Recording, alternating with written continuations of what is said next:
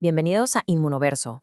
Ya vimos los cuarteles generales donde nacen y se entrenan nuestras células inmunes, los órganos linfoides primarios. Bueno, pues hoy nos vamos al frente de batalla. Vamos a explorar los centros de operaciones, los órganos linfoides secundarios y terciarios. Es aquí, en estos sitios, donde realmente se organiza y se ejecuta la respuesta inmune adaptativa. Exactamente. Si la médula ósea y el timo son las academias militares, estos órganos son los verdaderos centros de comando. Su diseño, su arquitectura, no es casualidad.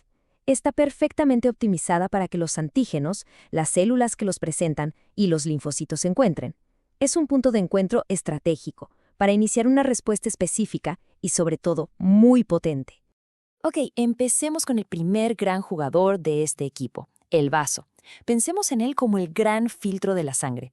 Este órgano, que pesa más o menos 150 gramos y lo encontramos en el hipocondrio izquierdo, es nuestro principal vigilante sistémico. Su misión es interceptar y montar respuestas inmunes contra cualquier patógeno que se haya colado al torrente sanguíneo. Y para entender cómo funciona, es fundamental ver su estructura interna, su microarquitectura.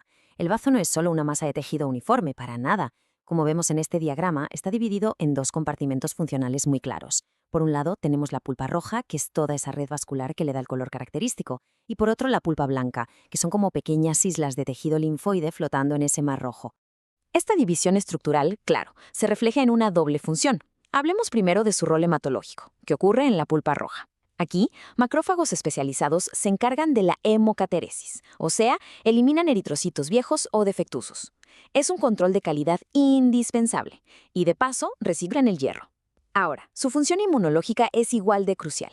Es un sitio clave para la fagocitosis de patógenos que ya han sido etiquetados, o sea, opsonizados. Y muy importante, es aquí donde se activan por primera vez los linfocitos T y B vírgenes que se topan con antígenos en la sangre. Si nos metemos un poco más a detalle, la pulpa roja, como decíamos, está llena de sinusoides vasculares y macrófagos, todo diseñado para filtrar y limpiar la sangre de células viejas. La pulpa blanca, en cambio, es territorio puramente ingune. Se organiza alrededor de las arteriolas, formando lo que llamamos la vaina linfoide periarteriolar, o PALS, que es una zona riquísima en linfocitos T. ¿Y dónde se conectan estos dos mundos? Pues en la zona marginal. Es una interfase, un punto de encuentro clave, lleno de linfocitos B y macrófagos, que son los primeros en capturar antígenos que vienen de la circulación. Y miren, aquí lo vemos en la vida real. Esto no es un diagrama, es una microfotografía de un corte de vaso. Esa mancha densa, de un color morado intenso, es un corpúsculo de Malpigio, que es un componente de la pulpa blanca. Está repleto de linfocitos, de ahí el color. Y todo lo demás, esa matriz más laxa, más rosada, es la pulpa roja. Aquí se ve perfectamente esa organización de la que hemos estado hablando. Muy bien, ya cubrimos la vigilancia de la sangre. Ahora pasemos a la vigilancia de los tejidos. Porque claro, los problemas no siempre empiezan en el torrente sanguíneo. Si el vaso es ese gran filtro central, los ganglios linfáticos son como una red descentralizada de estaciones de seguridad, pequeños puestos de control por todo el cuerpo, filtrando la linfa que viene de todos los tejidos. Y no son pocos, ¿eh? Tenemos cientos de estos pequeños órganos en forma de frijol. En esta imagen podemos ver cómo se distribuyen en grupos estratégicos.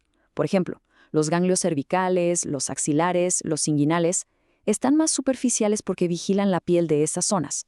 Pero también hay grupos profundos, como los mesentéricos en el abdomen o los mediastínicos en el tórax, que se encargan de monitorear las mucosas y los órganos internos. Cada región tiene sus centinelas. La arquitectura interna de un ganglio es simplemente brillante. Pensemos en el flujo. La linfa, cargada con lo que haya recogido de los tejidos, antígenos, células dendríticas, entra por varios vasos, los aferentes. Primero se percola a través de la corteza, donde están los folículos llenos de células B. Luego fluye hacia la paracorteza, que es el dominio de las células T. Y finalmente llega a la médula y sale por un único vaso eferente. Este camino forzado no es al azar, está diseñado para maximizar las probabilidades de que un antígeno se encuentre con el linfocito específico que puede reconocerlo. Ahora, un detalle clave cuando vemos un ganglio al microscopio es distinguir entre dos tipos de folículos. Un folículo primario es, digamos, un folículo en modo de espera. Es una acumulación de linfocitos B vírgenes. Pero ¿qué pasa cuando encuentran su antígeno? Entonces la cosa cambia. El folículo se activa y se convierte en un folículo secundario. Y la señal inconfundible de esta activación es la aparición del centro germinal. Este es el epicentro de la acción. Aquí dentro, los linfocitos B proliferan, sus genes de anticuerpos mutan para mejorar la afinidad y cambian el tipo de anticuerpo que producen. Es una fábrica de anticuerpos de alta eficiencia. Bueno, ya hablamos de órganos bien definidos, encapsulados como el vaso y los ganglios. Pero el sistema inmune tiene otra estrategia, una mucho más distribuida. Estamos hablando de una red de defensa gigantesca que protege nuestras superficies más vulnerables, las mucosas. A esto le llamamos tejido linfoide asociado a mucosas, o MALT. No tiene una cápsula, sino que está más bien difuso, integrado en los tractos digestivo, respiratorio y urogenital. Para ubicarlo mejor, este mapa conceptual nos ayuda. Vemos que los órganos secundarios se dividen en dos grandes grupos: los encapsulados, que son el vaso y los ganglios que ya revisamos, y los no encapsulados. Pues bien, el MALT es el principal representante de este segundo grupo. Estructuras como las placas de Peyer en el intestino son parte de este sistema, que en conjunto forma una primera línea de defensa realmente masiva. Vamos a enfocarnos en la porción intestinal, el GALT, que es la más estudiada. Aquí, las estrellas son las placas de Peyer, estos grandes agregados de folículos linfoides en el ilion. Y su función es fascinante. No solo están ahí para atacar patógenos, su principal trabajo es generar tolerancia a los miles de antígenos de la comida y de nuestra propia microbiota. ¿Y cómo lo hacen? Gracias a unas células muy especiales en el epitelio, las células M, que actúan como transportadores, tomando muestras de antígenos del lumen y presentándolas de forma controlada al tejido linfoide que está justo debajo. Para terminar, vamos a hablar de un concepto un poco diferente, mucho más dinámico y que a menudo está ligado a patologías. Se trata de los órganos linfoides terciarios.